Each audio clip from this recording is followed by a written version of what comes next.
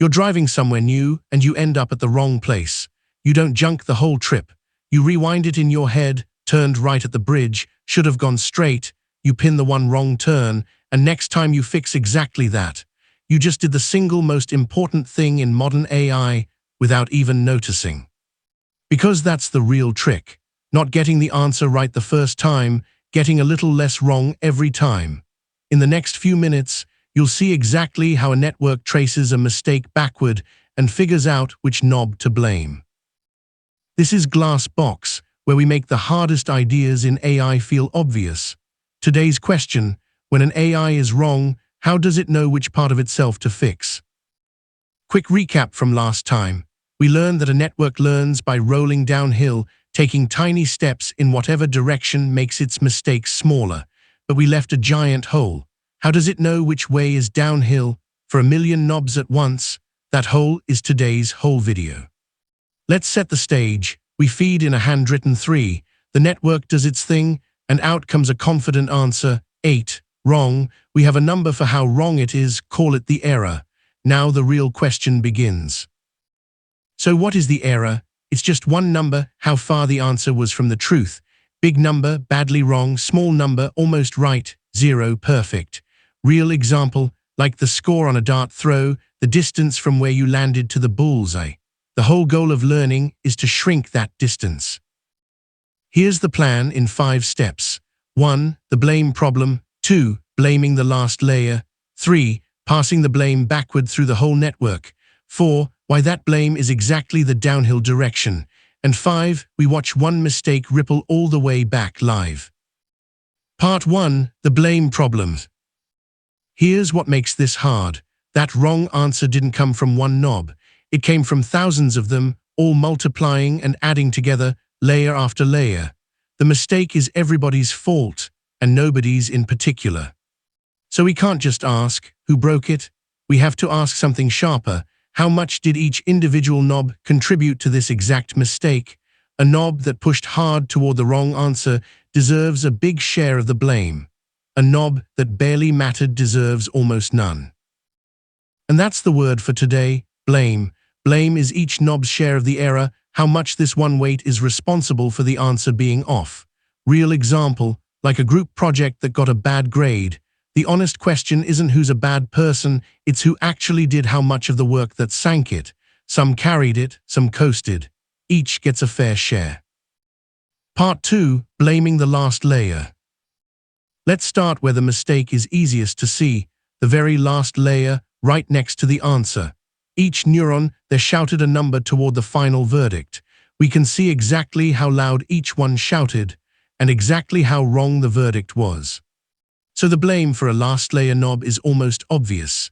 Take how loud its neuron was shouting and combine it with how wrong the answer turned out. Loud neuron pushing the wrong way, heavy blame. Quiet neuron, light blame. We can compute that for every knob in the last layer directly. Real example, think of the final vote in a courtroom jury. The juror who argued loudest for the verdict that turned out wrong carries the most responsibility for it. The one who barely spoke up carries the least. Volume times wrongness, that's their share. Part 3. The chain of blame. But the last layer is the easy part. What about the hidden neurons buried deep inside that never touch the answer directly? They only ever talk to the next layer. So how could they be to blame for the final mistake? Here's the beautiful move. A hidden neuron's blame is simply the blame of everyone it fed into, passed back along its connections. If it shouted loudly into 3 neurons that each turned out very guilty, then it helped cause their mistakes, so it inherits a share of theirs. This passing back has a name, the chain of blame. We take the blame at the output, hand it back one layer, then hand that back another layer all the way to the front. Real example, like tracing a late delivery back through a supply chain, the store blames the warehouse blames the truck blames the factory. The blame flows backward, link by link, until everyone's share is known.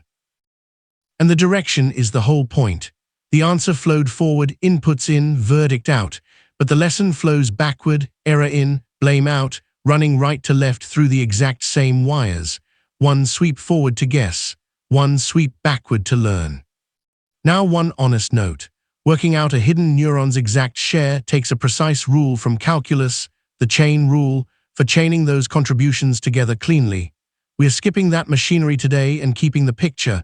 Blame flows backward, and each knob ends up with a number for its fault. The exact calculus gets its own video later.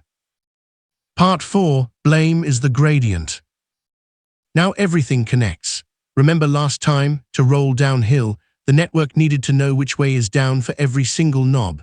Well, that's exactly what blame gives us. A knob's blame tells you which way and how hard to nudge it to make the error smaller. So backward-flowing blame isn't a sideshow, it is the downhill arrow gradient descent was waiting for every knob all at once. And here's the part that should give you chills. Last time we gave this downhill direction a name, the gradient, the tilt of the ground under your feet. We never said where it comes from. Well, this is it. A knob's blame is its gradient, that same downhill tilt. For that one knob, we didn't need a new idea to find the way down. The blame we just traced backward was the gradient all along.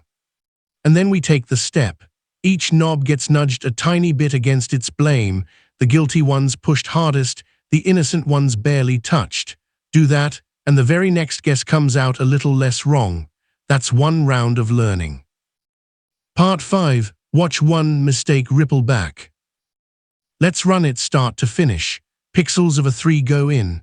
The network lights up forward, layer by layer, and lands on the wrong answer, 8. We measure the error, a single number, and it's big. Now we flip direction. That error flows into the last layer, and each knob there lights up with its share of blame, some red-hot guilty, some cool and innocent. The wave keeps moving, right to left. It washes back into the hidden layers.